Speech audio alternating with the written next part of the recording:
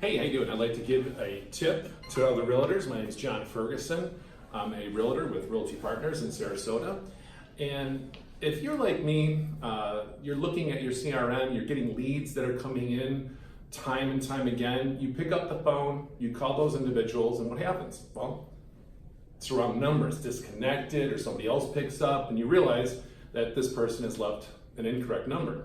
Now, that could be a lost lead, or it's potentially still a savable lead where you can convert it. So what to do? Well, what I found works is you create a video, and the video will be sent to them, and you basically let them know, hey, I understand you don't know me and you want to use my site, but you're a little leery about giving your phone number. I'm the same way. I'm always kind of thinking the same, should I give my phone number or not? Well, I just want to let you know that's totally okay.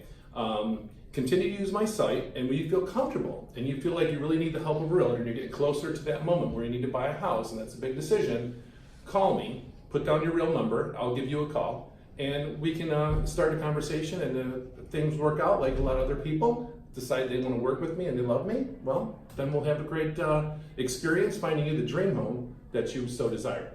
Thanks, that's all.